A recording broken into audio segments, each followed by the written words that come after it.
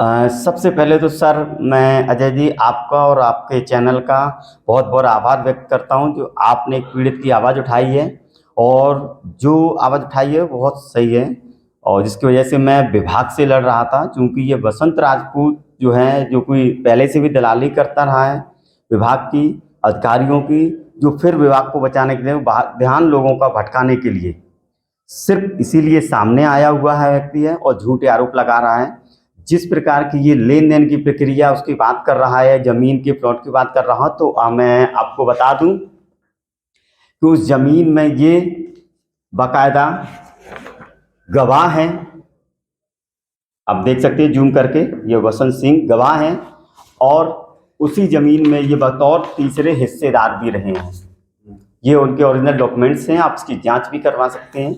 और चूंकि इसी के व्यक्ति के द्वारा हम लोगों को फंसाने के लिए काफ़ी बार किया गया है काम, उसके बाद से जब पैसे का लेन देन हुआ तो उसने पैसे ना देकर जबरदस्ती गुंडे की दम पे जमीन पर कब्जा करने के लिए तब उस जमीन को किसान के द्वारा कह के उसको बिकवाया गया।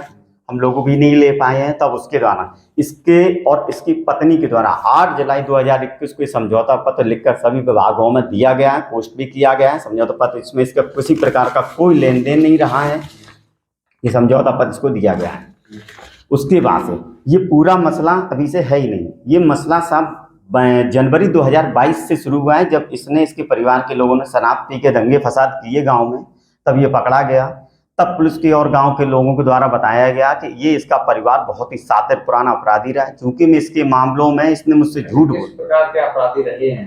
ये मर्डर करना, लूट करना, डकैती डालना, ये इनका पुराना खानदानी इसका और उसके पिता का बाप भाइयों का सब रहा है। और जिसके मेरे पास साक्ष्य भी हैं बाकायदा, मैं आपको सर मैं दिखाना चाहता हूं, मेरे पास बाकायदा साक्ष्य हैं। सन 49/2002 थाना एकदिल के अंतर्गत इसके पिता ने प्लाट पे कब्जा करवाने के लिए इस पिता ने इसके भाई ने इन लोगों ने मिलकर एक आदमी को फौड़ा मार के सर मार दिया था। ये सर 2013 में आप जूम करके देख सकते हैं सर, राम बख्श उसके पिता का नाम है, बसंत लाल इसका नाम है मास्टर, ये आप जूम करके दिखा सकते हैं बिल्कुल ये। और ये कोर्ट का आदेश है 19 जनवरी 2019 को, इसको अभी आप जूम करके दिखा सकते हैं, जिसमें इसको 3 साल की सश्रम कारावास की सजा इसके पिता इसके बाप भाइयों को हुई है। और जिसके आधार पर इसी में इसने मुझसे झूठ बोलकर कि हमारे घर में लड़ाई हो गई है, धारा कोई 1 से 51 होती है क्या होती है, उसमें जमानत देनी है, तो मैं मेरी पत्नी जब इसकी जमानत दर कम पड़ी तो मैंने अपने बहन बहनों की भी इसको जमानत दिलवा दी। क्योंकि जनवरी 2022 में जब मुझे पता चला कि ये व्यक्ति इसका पूरा परिवार बहुत ही शातिर गुंडा अपराधी लोगों को फंसाने में वो सब माहिर है। उन्होंने तो जिस प्रकार से जैसे कहा था कि आपने उनको एक प्लॉट देने के लिए कहा था, जिसके बाद ये मामला बढ़ता चला। नहीं, किसी प्रकार का तो कोई विवाद ही नहीं। ये 2020 की जमीन का लेन देन का मामला है। हम 3 पार्टनरों ने मिलकर, मैंने, आशीष कुमार और बसंत सिंह, उसमें पार्टनर थे बकायदा। जमीन जो थी वो एससी की थी और ये भली बात जानते थे कि एससी की जमीन इनके नाम नहीं हो सकती, फिर भी ये उसमें पार्टनर बने हम लोग।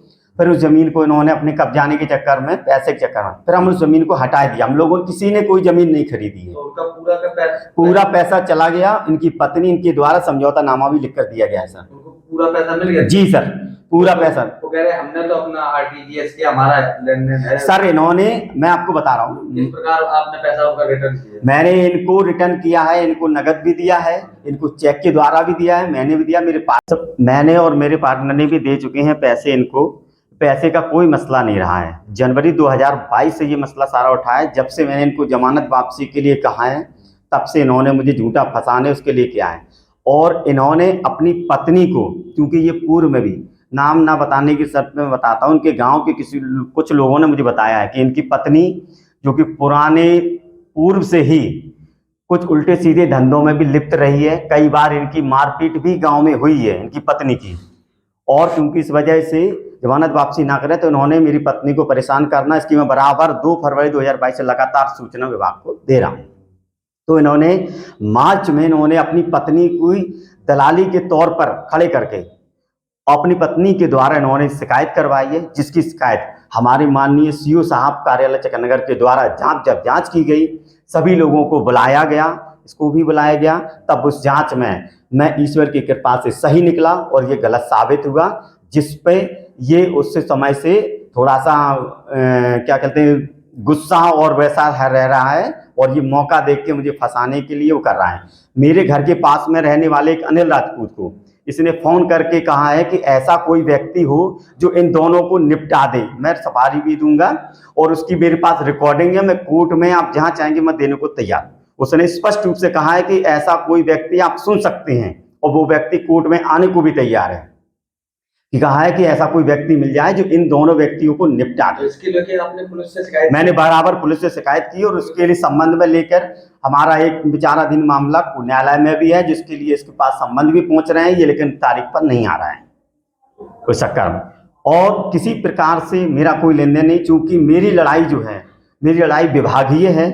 अब चूंकि उच्च अधिकारियों ने इसको मुद्दे से भटकाने के लिए इसको जानबूझ के यहाँ शामिल किया है, इसका कहीं कोई लेना देना नहीं है।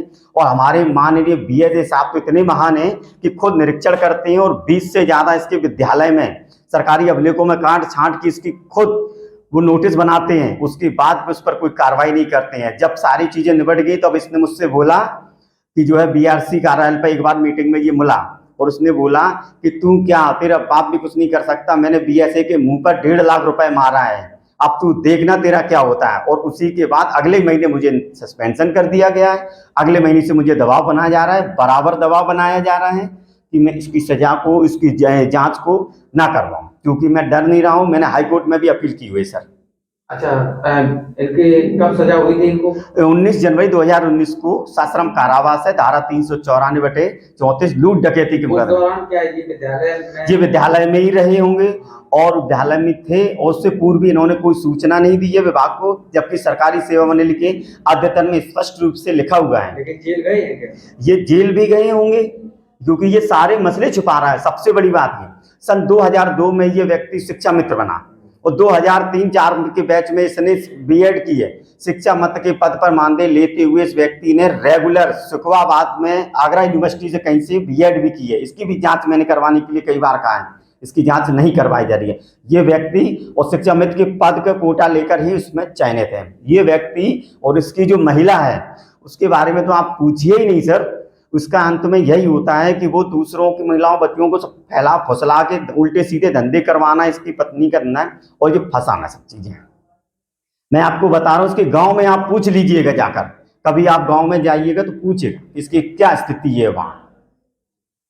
इस तरीके का ये व्यक्ति है, और मैं आपके चैनल और आपके सभी के माध्यम से सभी इटावा वासियों को इस बात से मैं बताना चाहता हूं कि मुझ पर जो आरोप लगाए जा रहे हैं वो निराधार लगाए जा रहे हैं। और मैं फिर चैलेंज करता हूं इस व्यक्ति को, इसके पिता को, मैं अपने एबीएसए को, मैं बीएसए को, कि अगर मैं किसी प्रकार से गलत हूं तो माननीय न्यायालय में आए और मुझे गलत साबित करें और मुझे फांसी की सजा दी जाए, मुझे कोई दिक्कत नहीं है। लेकिन इस तरीके से बदनाम अगर करेगा कोई, करेगा, मुझे प्रताड़ित किया जाएगा तो उसके लिए जिम्मेदार। और मैं अब इन चीज़ों से इतना आहत हो चुका हूं कि मैं जान रहा हूं कि ये हमारे खंड शिक्षा अधिकारी श्री उपेंद्र कुमार भारती और उसके बाद खंड शिक्षा अधिकारी सर्वेश कुमार के द्वारा मुझे जान से मारने की धमकी के बाद ये सारी घटनाएं रची जा रही हैं, जिससे मैं आहत होकर अगर मैं मरता हूं या मर जाता हूं, मैं सुसाइड कर लेता हूं, तो उसके लिए 3 व्यक्ति जिम्मेदार होंगे, और इनको मेरे मरने के बाद कड़ी से कड़ी सजा दी जाए। मैं आपके चैनल से इस बात की गुहार लगाता हूँ।